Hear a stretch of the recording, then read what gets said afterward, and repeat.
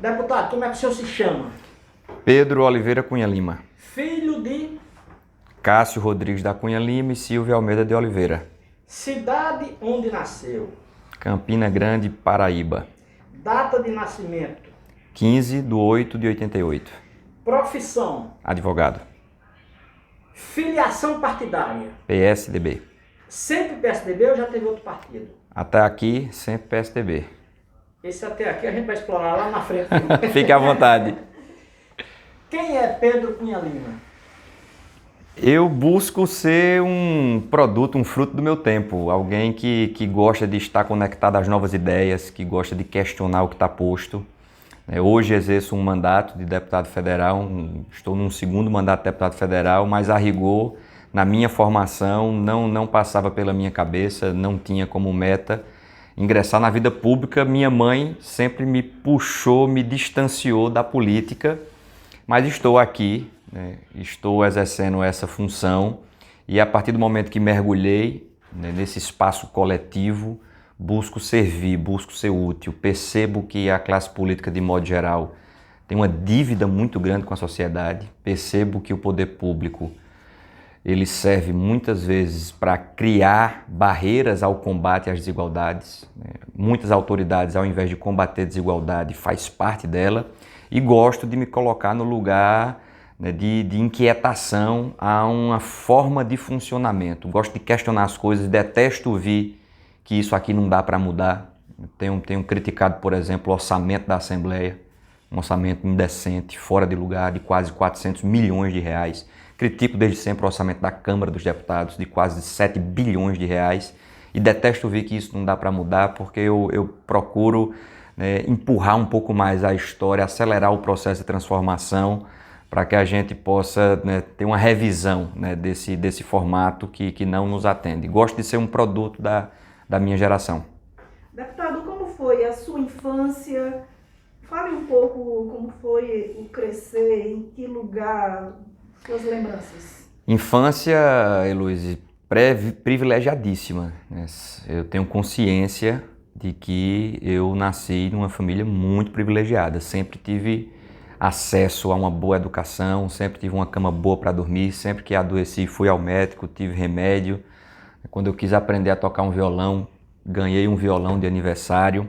Mudei muito de cidade pela atividade do meu pai. Então nasci em Campina Grande, depois fui morar em Recife, depois a gente foi morar em Brasília, depois a gente volta para Campina, depois venho morar em João Pessoa. Mudei de colégio de 2 em 2 anos. Isso é uma marca da minha infância, porque é muito ruim ser novato. Quando você constrói amigos, relação, você vai de novo para o universo. Sempre estive submetido a esse ambiente de ser filho de Cássio, ser filho do prefeito, ser filho do governador. E isso também foi algo que eu tive que aprender a conviver, porque as pessoas muitas vezes lhe julgam, tem um pré-julgamento, antes de lhe conhecer, querem colocar características antes de você poder se mostrar, e cada um tem sua forma de ser, mas uma infância de um imenso privilégio, uma relação familiar maravilhosa, 2 irmãos que amo profundamente. Hoje tem um terceiro irmão mais novo, Vinícius. Quem são eles?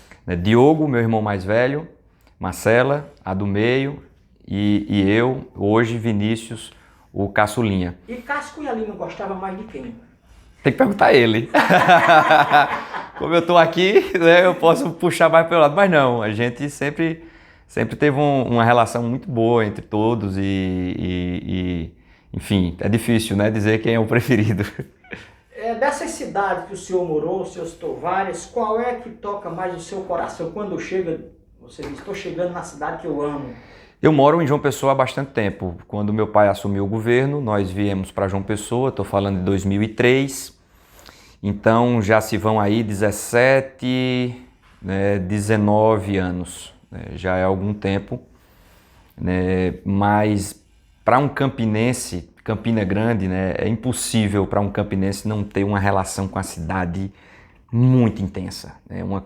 Campina é um estado de espírito, é uma energia, é uma relação assim. Eu tenho muito gosto de andar por qualquer lugar desse país, do mundo, e proclamar o amor à Campina e sentir Campina crescendo e vibrar com Campina. Então eu sou encantado por João Pessoa, né? Tenho uma relação com a cidade, né, de quando eu chego em João Pessoa eu me sinto muito bem, me reabasteço, mas para um campinense tem um sentimento muito próprio, que é a minha terra, né? É onde eu nasci. Mas o senhor é campinense que torce pelo 13, não? Torço pelo 13, sou galo. Então não é campinense. Sou Campina Grandense. Isso me traz algum problema torcer pelo 13? Os campinenses dizem o quê? Não, o problema é quando perde, né? Quando ganha é alegria. Então, acho que não. Acho que a gente vive uma fase da política que alguns padrões, eu gosto de acreditar nisso e gosto de estar nesse ambiente, né? Onde o político não pode dizer o time que torce porque vai desagradar outra torcida. Eu acho que o que a outra torcida quer é que você não roube, que você faça um trabalho decente, que você cumpra um papel, né, para poder entregar, executar um trabalho bem feito. Eu estou com a cabeça em um outro lugar, que me permite, né, dizer que eu sou galo e que vou exercer um bom papel, né, exercendo um mandato para toda a população, para todas as torcidas. O senhor mudou muito de cidade durante a sua infância, já por razões que o senhor explicou.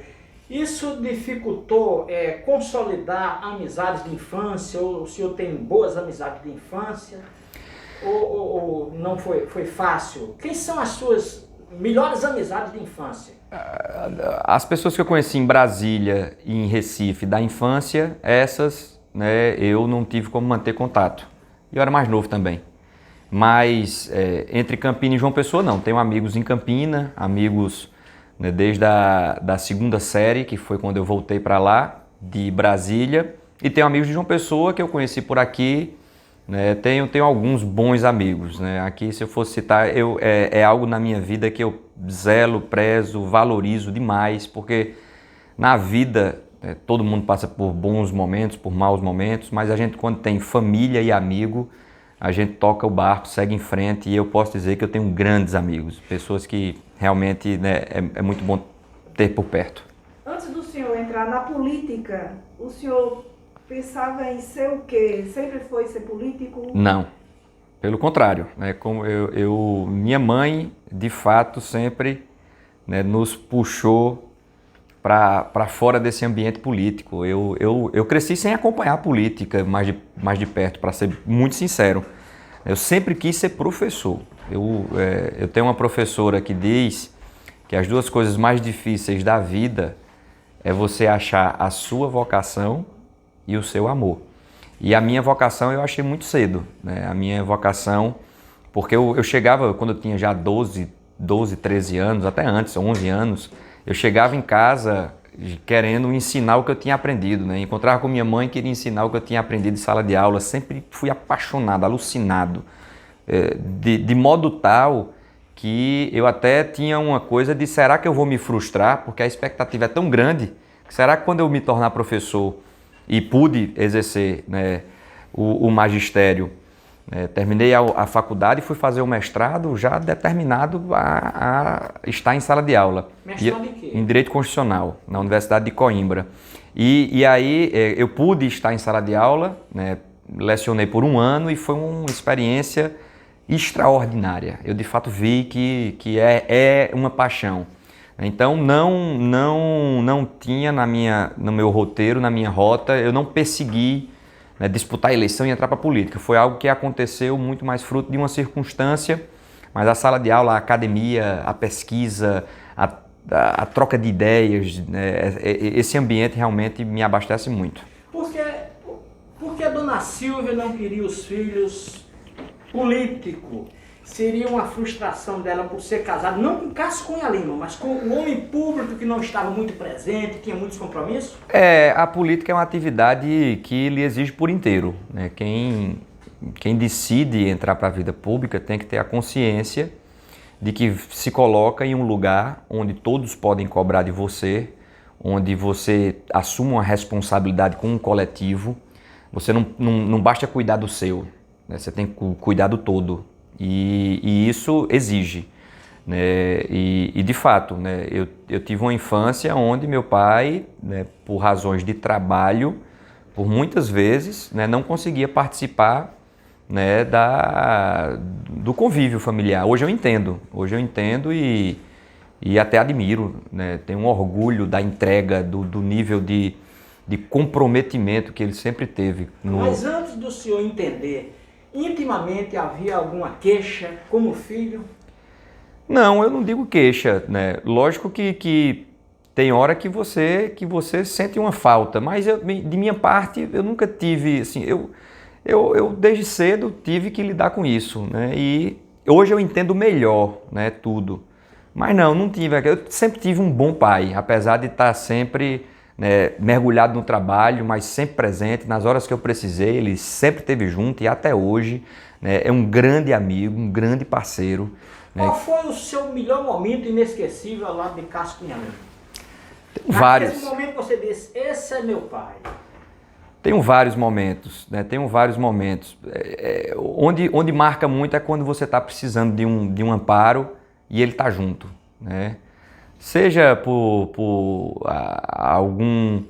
algum sonho, quando eu cheguei em Coimbra, por exemplo, eu tinha uma vontade muito grande de ter determinados professores, que eram professores que eu tinha recebido uma referência. Então, o professor de processo civil era um cara que todo mundo elogiava muito, a professora de constitucional, né, doutora Suzana, era outra grande referência. Tinha outra professora, doutora Benedita, que ela lecionava separação de poderes, organização do Estado, que sempre foi um tema que me interessou muito, dentro do direito constitucional.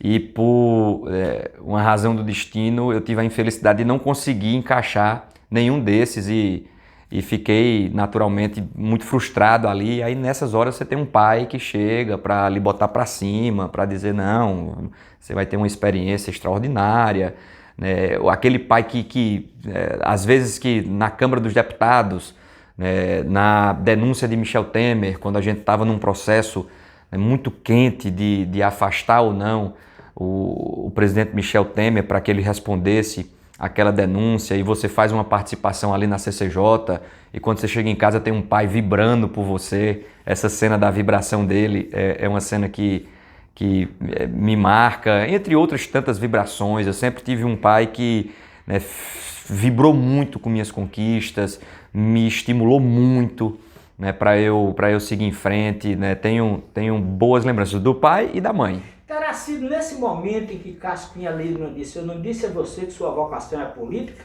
Ele nunca disse isso. Nunca disse? Não. E como quem lhe arrebatou para a política? Sua mãe não queria. Ele era político. Quem lhe puxou para a política? Também não foi ele. Ele sempre, algo que me marca muito hoje é lembrar que quando eu fui iniciar o primeiro mandato, ele falava para todo mundo que chegava e ele ia apresentar, né, ia apresentar Pedro, que vai exercer o mandato de deputado. Ele dizia, Pedro é bom, Pedro tem espírito público. Ele usava essa expressão, Pedro tem espírito público. Mas isso já depois de eleito, né, quando ia começar o mandato. Com meu pai, eu nunca tive uma conversa política com o poeta Ronaldo. Nunca tratei de política com ele em nenhum momento. E com meu pai fui tratar de política pela primeira vez quando começou a haver uma especulação de que eu poderia ser candidato. Eu vou representar a família em uma homenagem ao poeta Ronaldo no Senado, depois que o poeta já faleceu, e a partir daquele instante começou a ter uma especulação, né? E aí, quando começou a ter essa especulação, a gente teve uma primeira conversa política, onde ele foi dizer, né, você sabe que tem, né, a política é uma atividade exigente, tem coisas boas, tem coisas ruins, como tudo na vida. Você está indo para o mestrado, lá você reflete, escute seu coração, a decisão que você tomar, estaremos aqui para lhe apoiar. E foi assim, o que mais pesou, na verdade, como eu tenho formação em Direito, eu me sentia muito pronto e confiante para exercer o mandato, né, da atividade parlamentar. E me deparei com uma grande oportunidade.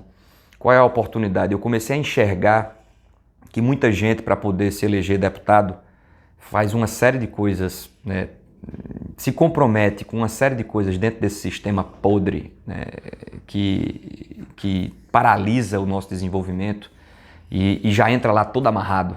Essa é a verdade. E eu me vi tendo uma grande oportunidade, um grande privilégio de entrar lá para fazer, porque eu tinha uma candidatura muito competitiva, eu tinha consciência disso. O meu pai disputando um governo, eu não precisaria ceder ao sistema para chegar lá todo amarrado e não poder fazer o que tem que ser feito. Então senti que eu podia chegar lá para dizer o que eu penso, para fazer o que eu acredito que tem que ser feito, para representar um sentimento, né, para participar de um processo de transformação. E aí eu estou falando de uma época que já estava tendo manifestações na rua, né, em 2013, as pessoas esgotadas como estão até hoje. E aí eu me vi tendo essa grande oportunidade e mergulhei. Mergulhei sabendo que poderia exercer um mandato, poderia, né, dar sequência à jornada na esfera pública, mas não foi um incentivo, um direcionamento, muito longe disso, de quem quer que seja na realidade. Eu consultava com algumas pessoas, escutava alguns amigos e alguns estimulavam, outros nem tanto, enfim, terminei que a decisão foi minha mesmo. E como o senhor assumiu essa postura de entrar na política, apesar de pensar em outra profissão, como professor? Quanto pesa ser neto de Ronaldo Cunha Lima e Cássio Cunha Lima? Ajuda... E filho de Cássio. Ajuda, atrapalha? Como é essa relação? Eu gosto, eu me sinto muito privilegiado também de poder ser neto de Ronaldo, filho de Cássio. Eu tenho muita admiração, muito orgulho do meu pai, muito orgulho do meu avô, né? Existe politicamente falando, ou melhor dizendo, eleitoralmente falando, existem os dois lados, né? Tem gente que, apoia por isso. Agora eu estou voltando fui ao shopping agora e tive uma declaração de apoio por confiança ao meu pai. Você é o filho de Cássio, sempre adorei o trabalho do seu pai, você vai contar comigo. Então tem um lado positivo, tem um lado de pessoas que não querem votar por isso. Na política, né, a democracia ela é assim, né? Tem quem gosta, tem quem não goste. Então eu gosto desse peso de mostrar que eu tenho que mostrar quem eu sou, né? Isso é algo que sempre esteve, né, aqui do meu lado. É dizer, eu quero mostrar o meu valor, eu quero mostrar quem eu sou, eu quero mostrar que eu não sou apenas neto de um, filho de outro. Eu tenho a minha formação, eu tenho minha visão de mundo, eu tenho a minha capacidade de contribuição ao mundo, né? Eu tenho a minha forma de enxergar as coisas, eu tenho o meu modo de ser. Ninguém é igual a ninguém. Eu tenho muito orgulho, né, de ambas as trajetórias, mas eu sempre tive que me afirmar muito para poder mostrar que eu não sou só aquele que pegou, né, a carona em um legado que não tem nada a ver, que não diz comigo, né? Isso é um bom peso. Em que sua visão política difere do seu pai, Cássio, do seu avô, Ronaldo?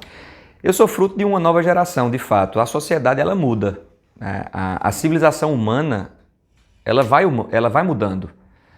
Então, eu nasci junto com a Constituição, eu sou de 88, eu não vivi a ditadura. Então é natural que as minhas referências, os meus contatos, né, o meu processo de formação são com pessoas de outra geração. Então há uma mudança natural de você estar conectado com um novo tempo. Agora, num sentimento, a gente pensa muito parecido. O poeta, por exemplo, viveu na ditadura e ele tinha uma visão mais estatizante, porque àquela altura a visão mais estatizante era a visão que enfrentava o autoritarismo. Porque você estava num regime militar e o paralelo a isso seria, né, a democracia com uma visão de uma presença maior do poder público. Eu já faço parte de uma geração que tende a questionar essa presença maior do poder público por ela não entregar resultados, né? Então, eu gosto de evidências. Qualquer política pública, para mim, se tiver entregando resultado, a gente continua, se não tiver, a gente questiona. Saneamento básico. O poeta jamais iria questionar se o caminho seria ou não a Cagepa, porque ele tinha uma visão mais estatizante. Eu faço parte de uma geração que já observa em outros lugares, outros modelos de funcionamento. Eu percebo que a Cagepa, na minha visão, precisa entregar outro resultado, porque eu vejo pessoas até hoje sem saneamento básico, eu não vejo capacidade de investimento, eu não vejo isso como um caminho que a gente não possa questionar. e eu abro a cabeça, eu abro essa caixa para pensar fora dela e questionar. Se for o caminho pela Cagepa, a gente vai pela Cagepa. Mas eu não sou daqueles que proíbo, interdito o debate que pode abrir espaço para um investimento através de uma concessão, de uma PPP ou do que quer que seja. Então a gente pensa diferente até por conta são gerações diferentes. O senhor disse ainda há pouco que tem gente que diz: eu não voto no senhor porque é filho de Cássio. Terá sido por isso que o senhor declarou que Pedro é Pedro e Cássio é Cássio? Não, eu declarei na verdade o óbvio, né? Porque é muito cansativo quando você entra num debate para falar de Paraíba, para traçar um diagnóstico, para dizer o que você quer fazer, né? Falar o que é que você pensa sobre a educação.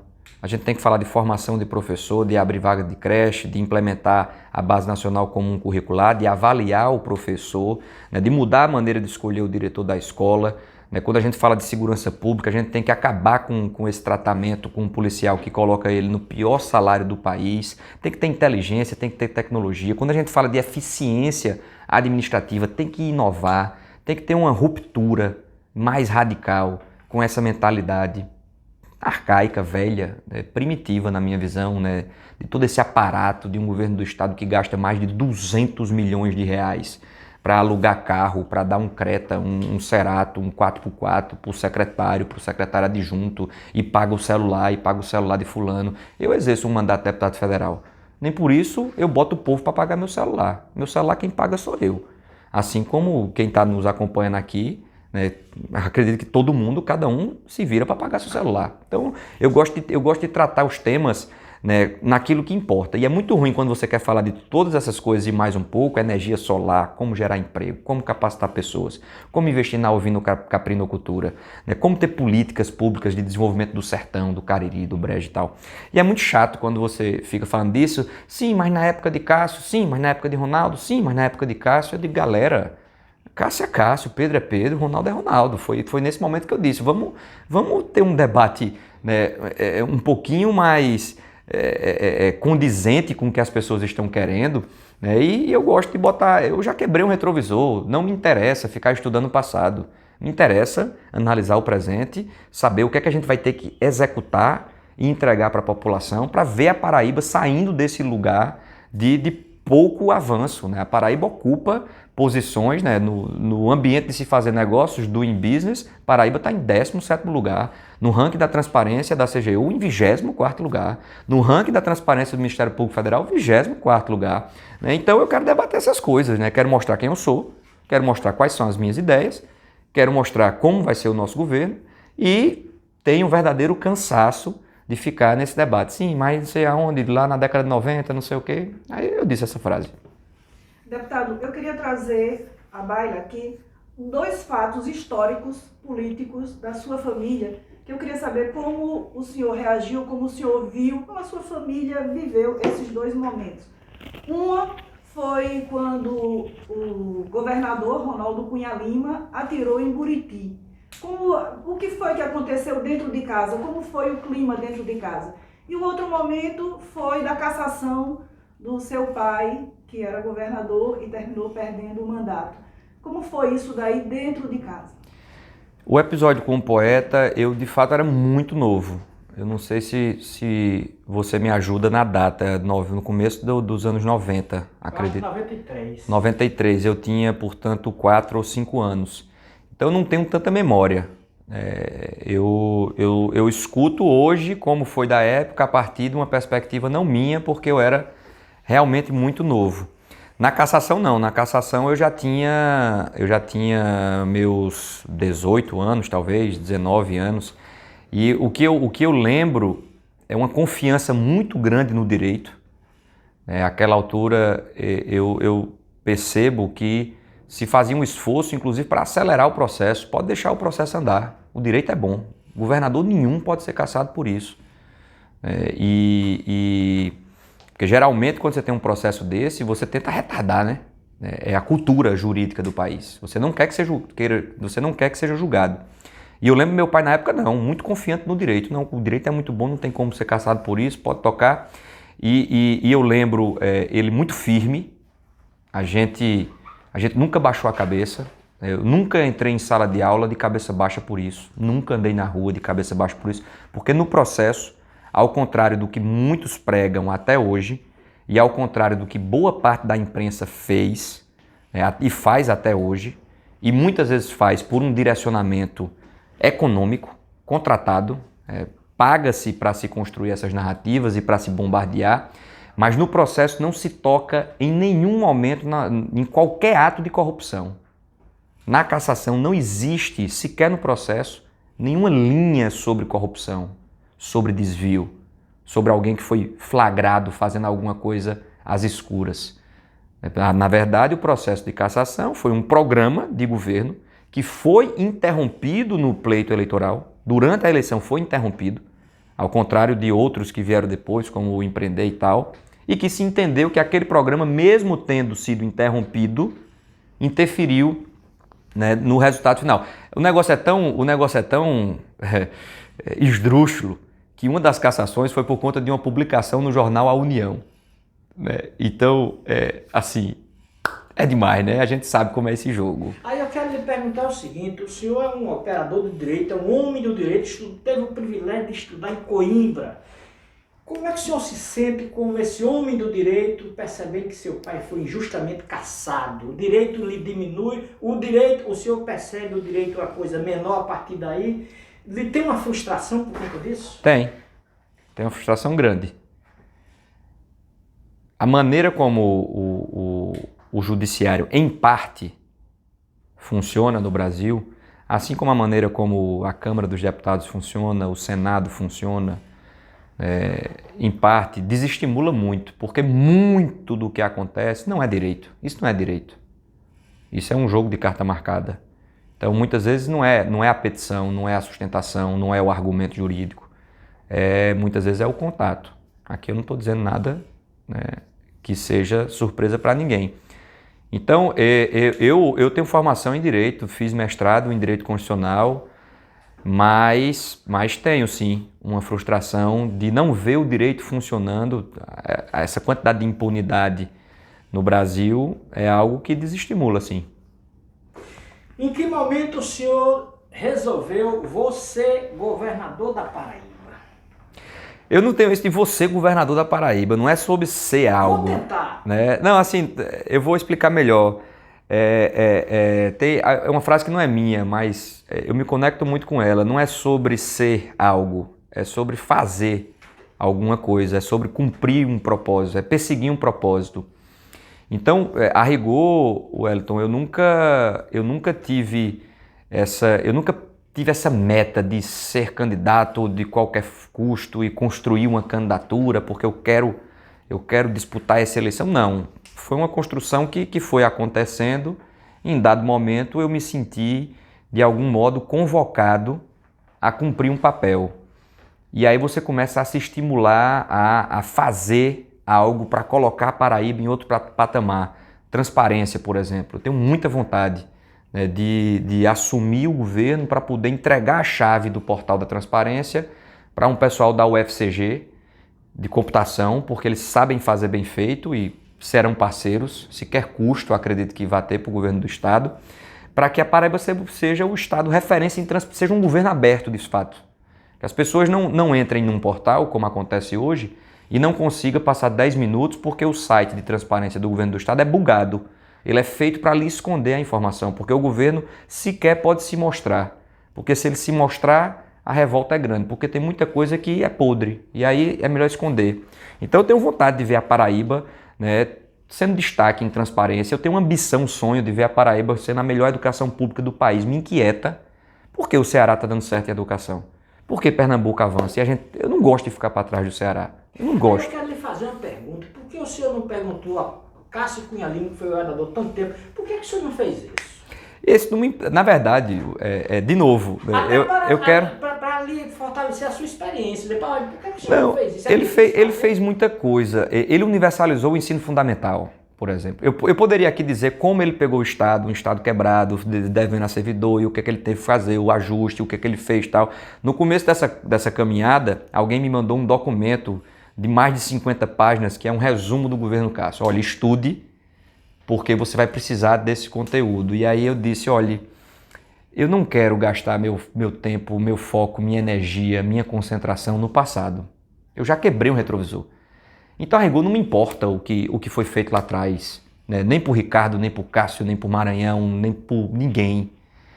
Porque eu vejo que quando eu parei no sinal hoje e vi uma menininha no chão, e aquela menininha estava brincando com as pedrinhas ali e tal, sentada no chão, e poderia ser minha filha. E eu não queria que aquela menininha fosse minha filha, né? Se eu fosse o pai dela, se eu tivesse nascido na realidade social do pai dela, talvez eu tivesse feito as mesmas escolhas que o pai dela. E nem o pai dela, nem ela tem um poder público decente, né? Pelo contrário, né? O poder público zomba, né, da realidade dessas pessoas. E eu quero cumprir outra função. E para cumprir outra função, eu não tenho que estar estudando o governo Cássio. Eu tenho que estar estudando hoje o que a gente precisa fazer. Então, esse debate realmente, de muitas maneiras, até me cansa, não me instiga a ficar falando disso, porque isso para mim não tem sentido. Eu não tenho tempo a perder. Eu tô com pressa de fazer as coisas. Ao lançar a sua pré-candidatura, o seu pai não esteve presente, nem o seu primo, que é Bruno, né, que é prefeito de Campina Grande. Por que essa ausência? Não é o sonho de Cássio ter o filho governador? Acho que o sonho dele é ter o filho feliz, mais do que ter filho governador. Acho que todo pai quer ver o filho feliz, né? Mas Bruno esteve presente.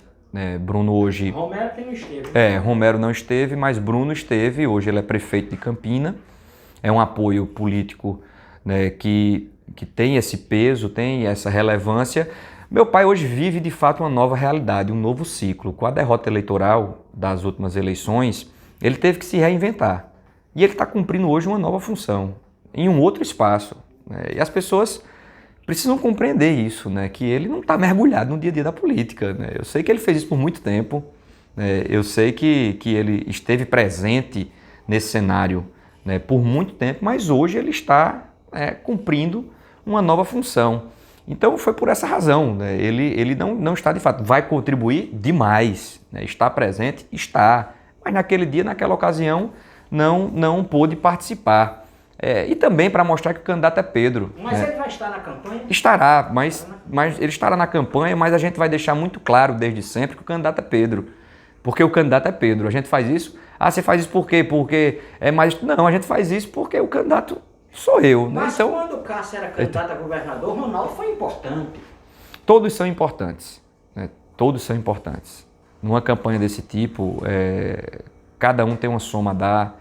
Né? Quem está acompanhando desde já no Instagram e mandando mensagem de apoio, eu agradeço, mobilizando, dizendo que você vai ser importante nessa caminhada, sobretudo pelas características da candidatura, uma candidatura de oposição que enfrenta uma mega estrutura e vai vencer porque tem um sentimento que consegue ser maior do que qualquer estrutura, né? Então esse é o tipo de campanha onde a gente vai precisar de todo mundo. Inclusive aproveito para fazer um convite a quem nos acompanha aqui para nos seguir no Instagram. O meu Instagram é o @PedroCL, acompanhe o debate lá, as nossas ideias, o que você se sentir conectado, fortaleça, porque todo mundo vai ser importante nessa caminhada. Deputado, eu queria lhe fazer uma pergunta que devia ter feito anteriormente.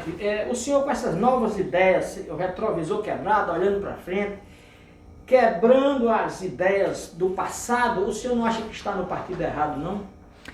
Eu não entro muito nessa onda de partido, não. Assim, mas partido, eu não posso ser? disputar sem partido, né? É uma regra que, para mim, tá posta, tem que ter um partido político. Tem muitas pessoas boas no PSDB, como tem pessoas que eu já não sinto tanta proximidade, né? Mas eu considero o partido uma ferramenta que está cada vez mais velhinha.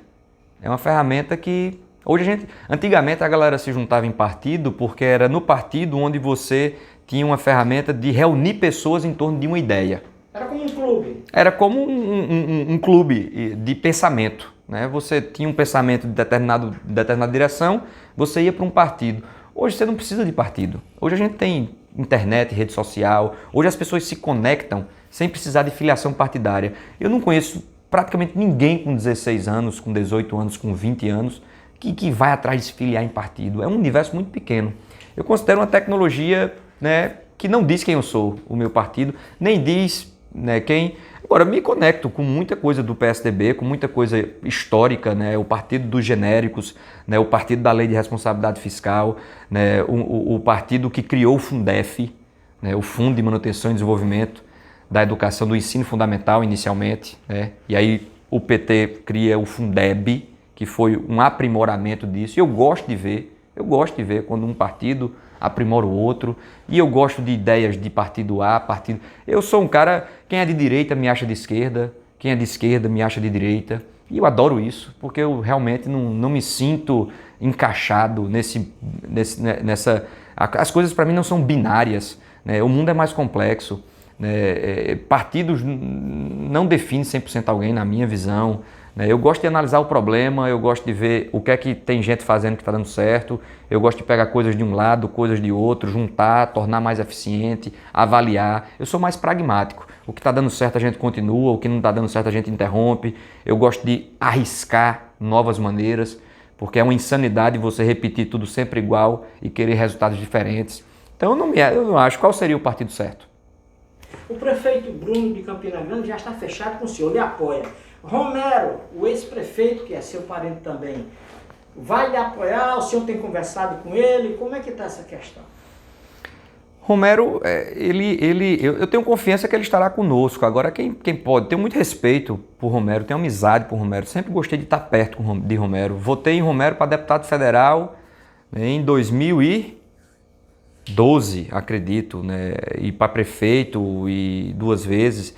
E na reeleição dele, eu sempre declarei isso, assim, o gosto de votar em Romero é pelo trabalho que ele está fazendo por Campina, marcou a história da cidade em uma gestão extraordinária, mas respeito muito no campo pessoal, pela amizade que temos, e respeito no campo político, né? Ele deve ter a sua autonomia, a sua independência e fará a sua escolha. Eu acho que ele combina mais conosco, eu acho que ele tá mais próximo e está mais sintonizado com as nossas ideias. Eu me sentirei muito honrado, se a nossa candidatura puder representar também o prefeito Romero, mas respeito, independentemente de qualquer decisão que ele venha tomar. O senhor tem conversado com ele, sempre que o senhor, naturalmente, o senhor é pré-candidato a governador da Paraíba, o senhor quer o apoio de Romero, e como é que ele reage a esses acenos de...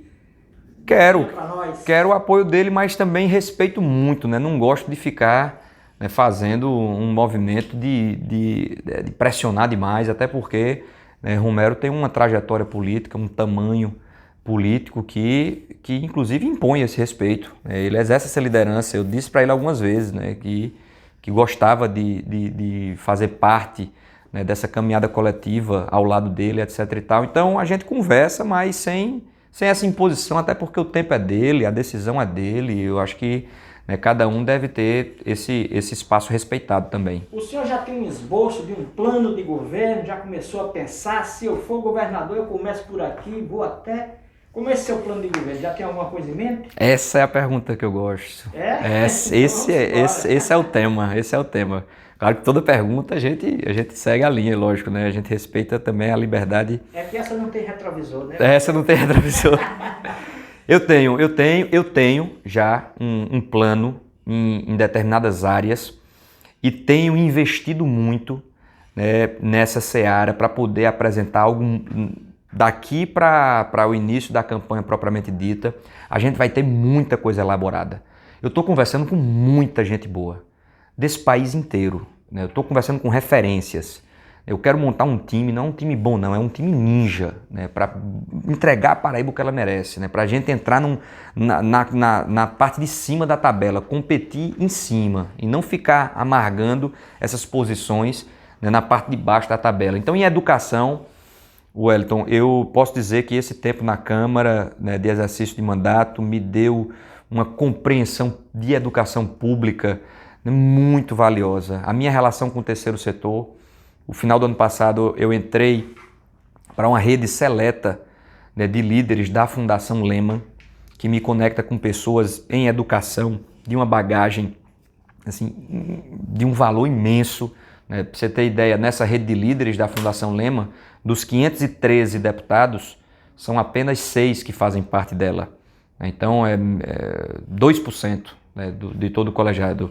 A deputada Tabata, Felipe Rigoni, Vinícius Poit, Tiago Mitrô, eu e o professor Israel. Acredito que só um senador. E a gente está lá convivendo com o paraibano que ganhou o prêmio de melhor professor do mundo, Geise. A gente está lá convivendo com especialistas em educação que montaram políticas públicas de muito resultado do Ceará, né, de Goiás, de Pernambuco. E isso me dá não só a Fundação Lema, mas o Todos pela Educação, o Instituto Ayrton Senna, Fundação Abrinq, Instituto Sonho Grande, Instituto Profissão Docente, né, Fundação Maria Cecília Souto Vidigal. Eu tenho convivido muito com essas pessoas e tenho aprendido muito com elas. Então, em educação, a gente já tem muita coisa elaborada em termos de formação de professor, em termos de como estimular o professor. A gente tem que ter uma nova carreira. O plano de carreira e remuneração foi feito pelo então governador Cássio em 2003. Então vai completar 2 décadas. Isso é o elementar. A maneira como a gente elege ou coloca um diretor de escola, um gestor, é muito arcaico você fazer disso uma moeda política. O diretor ser escolhido por um deputado, por um vereador, tem que ter uma peixada, uma carteirada. Que loucura! A gente ainda está assim. 2022, que é isso, galera. A gente vai esperar quando? Porque o Ceará ensinou a fazer isso já há muito tempo. Sobral está dando certo, o Ceará está dando certo. E a gente fica assistindo um vizinho dando certo e a gente não vai fazer o básico. Então a educação tem muita coisa, em segurança pública tem muita coisa em termos da carreira, né, de investimento em tecnologia, em informação, modernizar.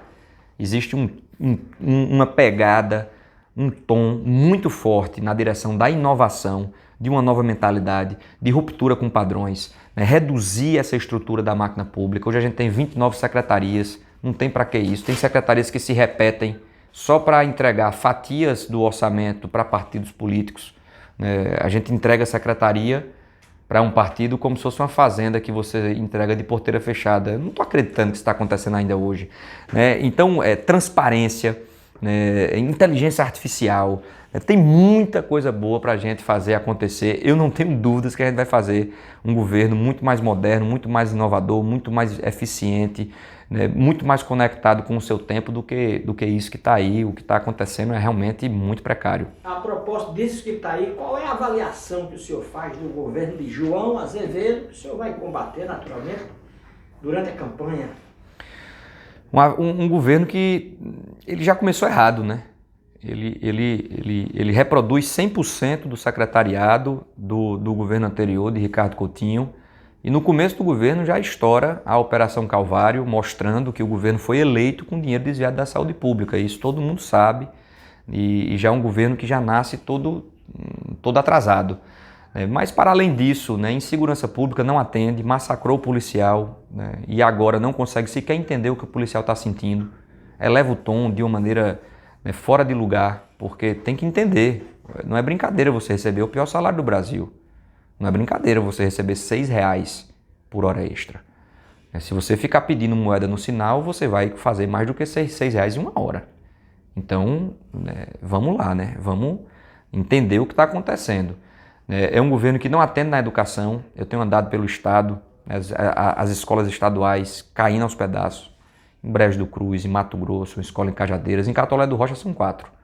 Então a gente tem uma realidade educacional que não atende, né? E é um governo que não consegue transparência, né? Eu reputo a transparência como o elemento mais simples, mais eficiente para combater corrupção, para evitar desperdício, para combater o que eu chamo de corrupção das prioridades, que é você pegar um pedaço do orçamento público, ao invés de construir uma creche, você bota no orçamento da Assembleia, você gasta com publicidade, você gasta com aluguel de carro, você gasta com a feira da Granja Santana, de mais de R$1 milhão, de carne vermelha, mais de R$300 mil.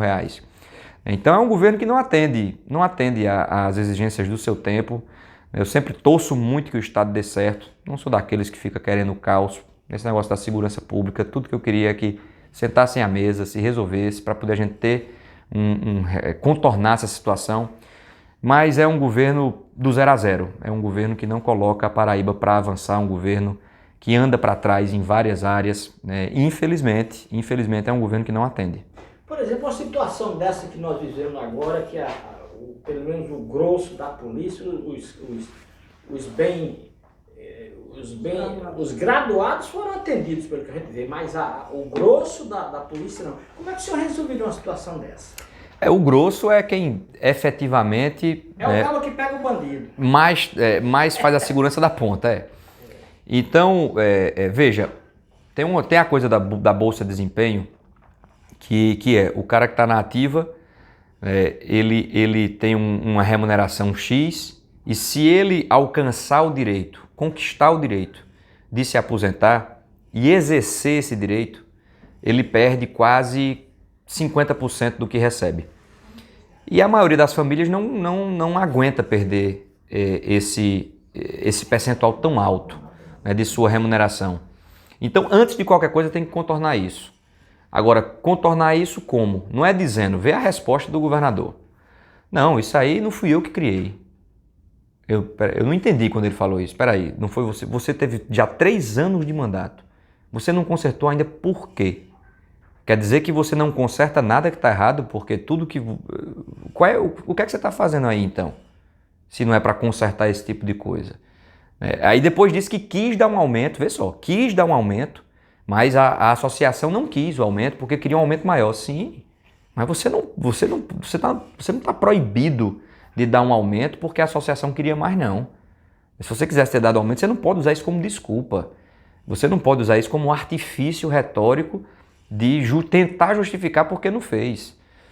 Então tem que, antes de qualquer coisa, tirar a polícia paraibana como uma referência nacional de desvalorização da carreira. Aí depois que você fizer isso e mudar a forma, né? O secretário de Segurança veio dizer que ou aceita isso, senão vai ser pior. Meu irmão, onde é que você aprendeu a tratar, a conduzir um processo dessa forma? Porque é você agredir ainda mais. Então, erra no conteúdo e erra na forma.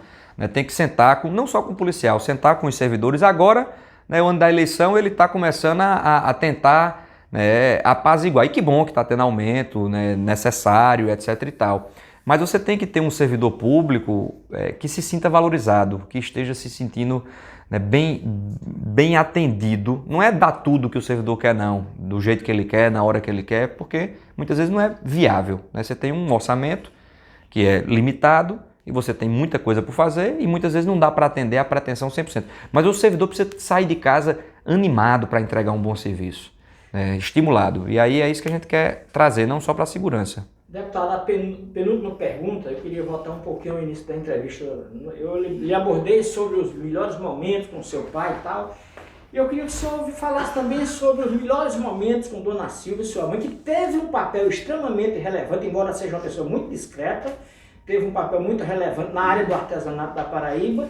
E também que o senhor falasse os seus momentos com o poeta Ronaldo Cunha Lima. Com minha mãe, eu me considero em muitas coisas parecido com ela. O senhor é mais Rodrigo ou mais Cunha Lima? Eu sou Oliveira, né? Rodrigues é meu pai. Eu sou Pedro Oliveira, que é a família da minha mãe, e Cunha Lima, que é a família do meu pai. Eu tenho muitos traços da minha mãe. Muita gente não acredita, mas eu sou uma pessoa tímida. Com o exercício da função pública, você vai perdendo a timidez. Mas minha mãe tem um olhar muito sensível sobre as coisas, muito humano. E com minha mãe sempre foi uma grande, né, torcedora de tudo que eu faço, sempre me bota muito para cima também, sempre me ampara, né, e tenho momentos com ela, né, de muito amor. Amor de mãe é difícil. O senhor se aconselhou antes de decidir ser candidato a governador com ela? O que foi que ela disse? Ela inicialmente resistiu, como sempre. Ela inicialmente resistiu, mas quando ela viu o brilho no meu olho, uma vontade de fazer, de cumprir uma missão, de cumprir um papel, e o que é que a gente vai conseguir fazer, e a hora é nossa, o momento é nosso, né? E a gente vai fazer isso aqui, vai fazer isso aqui, vai fazer isso aqui, e as pessoas... Aí ela se motivou também, hoje ela está super animada, acompanha tudo, né? Mãe é muito raro, né? O amor de mãe é muito especial, muito único. Então ela me estimula muito. Minha mãe, eu tenho que ter até cuidado com ela para não me corromper, porque ela elogia tanto, né? É tão difícil para uma mãe ver defeito. Meu filho, mas você fala com muita verdade. Eu, claro, mãe, você é minha mãe, se você não vê a verdade, não, mas não é só eu não e tal. Então eu tenho nela essa pessoa, sabe? Sempre, né, sempre ao meu lado, sempre ao meu lado. E com o poeta também tinha uma sensibilidade muito. Do poeta tem momentos marcantes que quando ele ligava para dar os parabéns. Uma vibração, um entusiasmo. Pedrinho, quando eu passei na OAB... Pedrinho, meu sucessor. A gente nunca falou de política, né? É uma coisa que eu sinto falta até. Eu sinto falta de não ter estado na política, ele vivo. Porque quando eu fui disputar a primeira eleição, ele já não estava mais aqui. Mas eu sinto a presença dele e é uma presença muito especial. Quando eu leio algumas coisas dele e vejo algumas coisas dele, tem uma energia que chega, né? Porque ele tinha uma vibração muito, muito única. Quando eu passei no exame da ordem, na OAB, ele ficou mais feliz do que eu, né? E ele tinha essa capacidade de vibrar com o próximo, né? De sentir e se entusiasmar verdadeira e genuinamente com as conquistas que estavam ao seu redor. E a poesia, né? Com o poeta tem esse lado da poesia que era quem, né, brincava comigo de poesia. Exatamente nessa questão da poesia. Além de herdeiro da política, na área política, dos Cunha Lima, de Ronaldo, o senhor também é poeta, herdou a poesia. Como é isso daí? Dá para recitar uma poesia de sua autoria para a gente? Dá. Primeiro que o poeta era o meu avô, né? Eu rabisco alguma coisa aqui e acolá. Eu tenho dificuldade de carregar essa história de ser poeta, né? Eu já escrevi... Talvez por não estar tão mergulhado na poesia e por ter essa referência do poeta, né? Talvez tendo a referência dele, né, fica mais difícil. Mas eu já escrevi algumas coisas em alguns momentos, né? E um deles, vou pegar o embalo em duas. Teve uma vez que eu fui num hospital em Campina e fui sozinho, muitas vezes eu ando só mesmo, e aí uma enfermeira disse: "Você lembrou muito seu avô agora, né? Que ele que volta e meia chegava aqui sozinho. A gente vê os políticos em geral andando com aquela entourage, né? Aquele aparato todo." E eu lembrei, e eu me senti tocado por isso, né? Porque foi de maneira genuína, simples, uma lembrança do poeta. E aí eu lembro que no dia eu estava indo para Brasília, para a Câmara, para a sessão da Câmara, e no voo me ocorreu de escrever um soneto. Escrevi esse soneto num voo daqui de João Pessoa para Brasília. Lá não pego o WhatsApp no avião, e aí a gente consegue parar um pouco para ter uma reflexão maior sobre as coisas. E o soneto começa inspirado nesse momento dela falando da lembrança do poeta. O soneto começa dizendo, né: "Consumido estou pela ausência, presente na rotina dos meus passos. Um mundo que mudou em seus compassos, mas guarda com sabor a referência de quem fez marcar a existência, presente no caminho dos seus laços, laçados de tal forma nos espaços de carinho e também de resistência. E aí procuro em mim um conteúdo, na forma de agir e assim em tudo, sem achar em mim um ser assim. Muito de Cássio, um tanto de Ronaldo, só me resta, mediante este saldo, celebrar no pouco que coube em mim." Que é esse pouco que coube, né? De novo, a mesma história, né? Cada um é cada um, né? Cada um tem sua história, mas às vezes cabe um pouco de um e de outro em você. E eu já escrevi algumas coisas também em momentos de sofrimento, né? Amorosos e tal. A propósito de sofrimento amoroso, como é que as mulheres lhe tratam? Tem mulher que trata bem, tem mulher que trata mal, acho que é como... Mas o senhor sofre muito assédio? Não. Não tem lógico que você está num lugar de exposição, né, que, né, tem muito contato com muita gente, tá, mas não tem muito isso de assédio, não, e eu também não estimulo muito isso, não. Mas teve uma vez que eu estava vivendo um drama amoroso e aí escrevi um soneto que era um soneto de despedida, que diz: "Finalmente me despeço de você, dói minha garganta, coração desamparado. Fomos muito pelo tanto conquistado, fomos pouco, pelo que podia ser. Já não cabe mais culpar nem A ou B, para mim basta manter vivo enterrado dos amores o mais louco alucinado, sufocado, esperando ele morrer. De tudo que um dia a gente tinha, só nos resta agora que a minha certeza se rendeu ao seu talvez, esperar que cada um seja feliz, inventar que o destino que não quis, conter o choro e acabar de vez. Pronto, aí eu tava vivendo um drama amoroso. Reencontrar com ela ou já desistiu? Não, aí cumprimos, tivemos nossa fase e a vida é assim, né?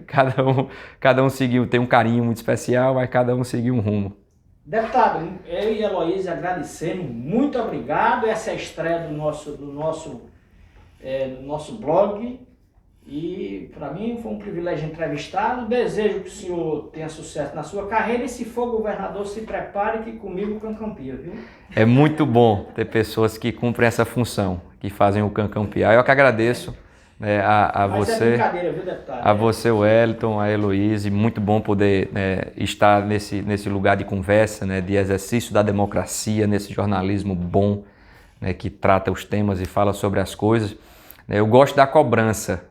Eu tenho uma frase de Santo Agostinho que eu adoro, que diz: prefiro as críticas dos que me corrigem do que a bajulação dos que me corrompem. Então, o que me dá agonia é quando a coisa é comprada, quando o dinheiro público chega e paga o cara. Não é alugada, isso é ruim, mas a crítica, a crítica do bom jornalismo, isso precisa inclusive ser melhor identificado pela população, para saber quem é quem na fila do pão. E a gente vai fazer esse debate também. Mas eu adoro ver pessoas que se dedicam ao jornalismo, que exercem essa função. Então, digo do prazer de estar aqui com vocês, com você, Wellington, com a Heloísa, enfim, muito sucesso no cumprimento desse trabalho. Um abraço no seu pai. Deputado, muito obrigado. Obrigado. Sucesso na sua carreira. Obrigado. Viu? Obrigado.